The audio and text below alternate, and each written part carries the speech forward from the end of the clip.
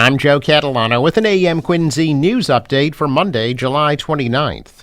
A Massachusetts Department of Transportation worker was killed Saturday night when he was struck by a vehicle on Route 24 in Bridgewater. State police say the worker was picking up debris outside his vehicle near exit 28B on Route 24 northbound at about 9:30 Saturday night when he was fatally struck. The victim has been identified as 57-year-old David Sousa of Stoughton. Sousa worked in the Transportation Department's Highway Division and was dedicated to service, working for several districts as a foreman. He was also a former select board chair in Stoughton. The vehicle involved in the collision did remain on the scene Saturday night. The driver's name has not been released. It's unclear if any charges will be filed. All northbound lanes were closed for about 3 hours after that incident, as investigators remained on scene collecting evidence. 2 people from Massachusetts are dead after a fiery crash early Sunday morning in Vermont. Vermont State Police said troopers responded to a single vehicle crash on Interstate 89 northbound in Middlesex at about 5:04 a.m. and found a Lexus 330 fully engulfed in flames. The driver and front seat passenger were pronounced dead at the scene. They've been identified as 19-year-old Sean Delaney and 20-year-old Elena Corey, both from Duxbury. Investigators determined speed is a contributing factor. It was foggy at the time of the crash, but the roads were clear and there was low traffic. Further details about the double fatal crash have not yet been shared. On Friday, the bankrupt Steward Healthcare announced plans to close Kearney Hospital in Dorchester and Neshoba Valley Medical Center in Ayer. In a statement shared with the Boston Globe, Steward Healthcare said that it's been actively working to sell or transition all of its 8 Massachusetts hospitals and is in the final negotiations to sell 6. However, despite the extensive sale process, which involved close coordination with lenders and regulators, there were no qualified bids for 2 hospitals, Kearney Hospital and Neshoba Valley, and unfortunately they will be closing, according to the company's statement. According to the Globe, Steward received bids to run 6 other hospitals in the state, including St. Elizabeth's in Brighton, Good Samaritan in Brockton, Morton in Taunton, St. Anne's in Fall River, and Holy Family in Methuen and Haverhill. Norwood Hospital closed in 2020 because of flood damage and was not included in the sale process.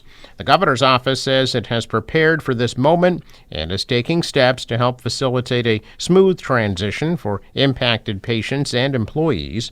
The Healy administration says Steward received several bids to maintain and improve 5 of its hospitals in 3 key regions. According to the governor's office, the Kearney and Neshoba Valley hospitals remain open and will proceed through an orderly and regulated closure. The newly formed citizens group called A Just Quincy is planning their next steps after failing to repeal the recent salary increases for the mayor and city councilors.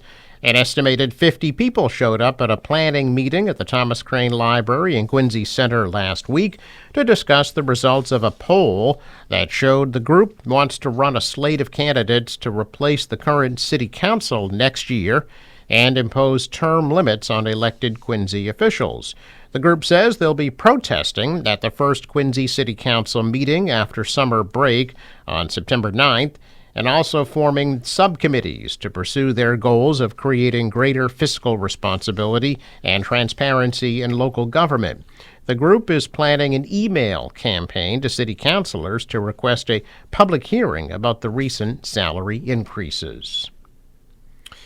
The American Red Cross will be holding a blood drive in Quincy today. They'll be at the Sons of Italy Hall on Quarry Street from 1 to 6:30 p.m. To schedule an appointment, visit redcrossblood.org or call 1-800-RED-CROSS. Check out business news this morning, and stocks opened the day in positive territory. The Dow was up 654 points on Friday. The Nasdaq rose 176, and the S&P added 59. Asian stocks starting the week with gains. The euro is higher, and oil at $77 a barrel. Sports, Yankees beat the Red Sox 8-2. Boston welcomes Seattle to Fenway beginning at 7 o'clock tonight. National Weather Service forecast. For today, some showers, mostly in the morning, and then cloudy today with a high of 77. Partial clearing tonight and a low of 64. Tomorrow, hazy, warm, and humid with a chance of an isolated thunderstorm and a high 87. Wednesday, chance for some afternoon showers, high of 83. Thursday, scattered storms, a high of 86. For the boater today, waves about 2 feet. Northwest winds at 5 to 10 knots become southwest later today. Next high tide, 6:59 p.m. Sunrise, 5:34, sets at 8:05. I'm Joe Catalano with an AM Quincy News Update for Monday, July 29th.